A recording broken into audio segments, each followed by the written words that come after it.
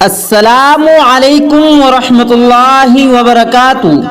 عزیز دوستو، جب اللہ راضی ہوتا ہے تو انسان کے جسم میں 4 نشانیاں ظاہر ہوتی ہیں۔ جب آپ کے جسم میں یہ 4 نشانیاں ظاہر ہونے لگیں تو سمجھ جانا اللہ آپ سے راضی ہے۔ مختلف مطالعوں کے نچوڑ سے علماء کرام نے اللہ کے راضی ہونے کی جو نشانیاں بتلائی ہیں وہ کچھ اس طرح ہیں، جن میں ایک سب سے بڑی نشانی کو اللہ پاک نے خود بیان کیا ہے۔ نمبر 1، اللہ کی اطاعت میں لطف۔ ایک مرتبہ بنی اسرائیل نے موسیٰ علیہ السلام سے پوچھا، اے موسیٰ، ہمیں کیسے پتہ چلے گا کہ اللہ ہم سے راضی ہے یا نہیں؟ آپ تو کوہ طور پر اللہ سے ملاقات کرنے کے لیے جاتے ہیں تو آپ اللہ پاک سے پوچھیے گا۔ چنانچہ جب موسیٰ علیہ السلام کوہ طور پر گئے تو اللہ سے پوچھا کہ اے اللہ، میری قوم مجھ سے پوچھتی ہے کہ کیسے پتہ چلے کہ اللہ ہم سے راضی ہے یا نہیں؟ تو اللہ پاک نے کیا خوب فرمایا کہ جب تم یہ چاہو کہ میں اپنے بندے کو اپنی اطاعت اور بندگی کے لیے ہم آمادہ کر رہا ہوں اور اسے گناہ سے دور رکھ رہا ہوں تو یہی میری اس سے خوش اور راضی ہونے کی نشانی ہے۔ کتنا بڑا آسان طریقہ ہے یہ معلوم کرنے کا کہ اللہ ہم سے راضی ہے یا نہیں۔ اسی طرح نمبر 2 ہے کہ بندے کا قضاء اور قدر الہی پر راضی رہنا۔ حدیث کی روشنی میں کسی بندے کا اپنے پروردگار کی قضاء اور قدر اور فیصلوں پر راضی رہنا اور اس کے کسی بھی فیصلے کے خلاف حرف شکایت زبان پر نہ لانا، یہ اس کی دلیل ہے کہ اللہ پاک اس بندے سے خوش ہے۔ چنانچہ حضرت علی کرم اللہ وجہہ فرماتے ہیں کہ اپنے بندے سے اللہ کی رضا کی علامت یہ ہے کہ وہ اللہ کے ہر فیصلے پر راضی اور تسلیم رہے، چاہے وہ فیصلہ اس کے فائدے میں ہو یا نقصان میں۔ اور نمبر 3، مساکین کی محبت۔ ایک روایت میں یہ ملتا ہے کہ حضرت موسیٰ علیہ السلام نے اللہ پاک کی بارگاہ میں عرض کیا کہ اے پروردگار، اپنے بندے سے تیرے خوش رہنے کی کیا نشانیاں ہیں؟ تو اللہ پاک نے ان پر وحی نازل فرمائی کہ اے موسیٰ، جب تم اپنے دل میں مساکین کی محبت اور ظالمین سے نفرت کو محسوس کرو تو سمجھ لینا کہ میں راضی ہوں۔ اور نمبر 4، پریشانی اور بیماری کی صورت میں اگر اللہ پاک کی طرف سے کوئی آزمائش یا انعام ہو تو اسے کوئی کیسے پہچانے گا؟ مثلا ایک آدمی پر بیماری یا پریشانی آئی ہے تو وہ پریشانی اور بیماری سزا بھی ہو سکتی ہے اور آزمائش بھی ہو سکتی ہے اور وہ انعام بھی ہو سکتا ہے۔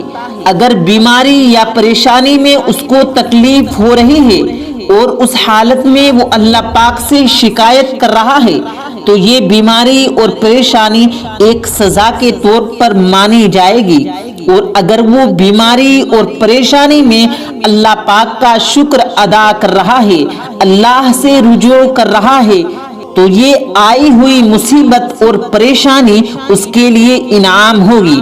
تو دوستو، یہ اللہ کے راضی ہونے کی 4 نشانیاں ہیں۔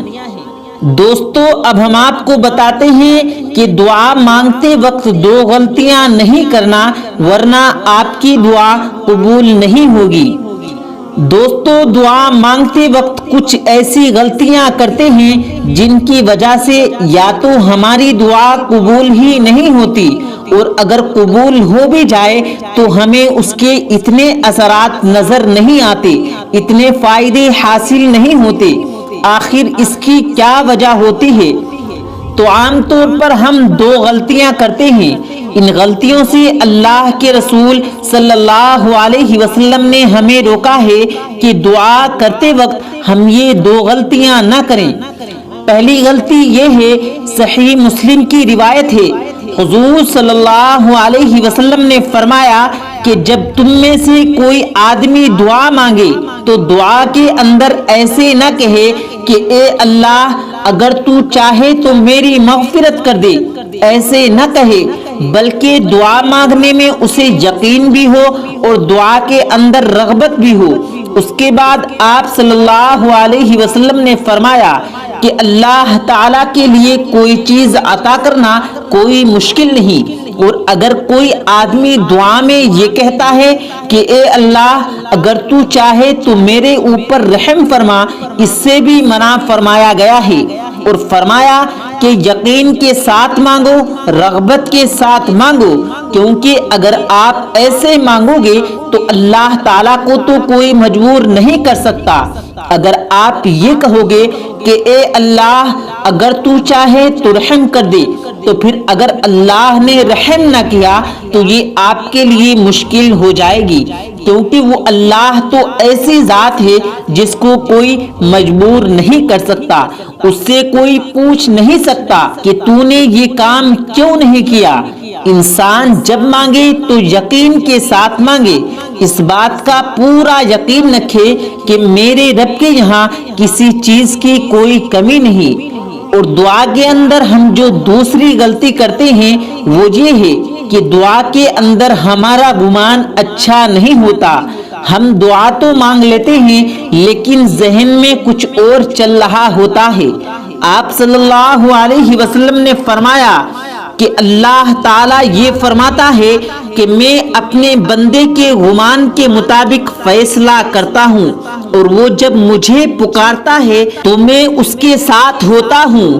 ہم لوگ اکثر ایسا کرتے ہیں کہ دعا تو مانگ لیتے ہیں لیکن ذہن میں یہی گمان ہوتا ہے کہ ایسا نہیں ہوگا۔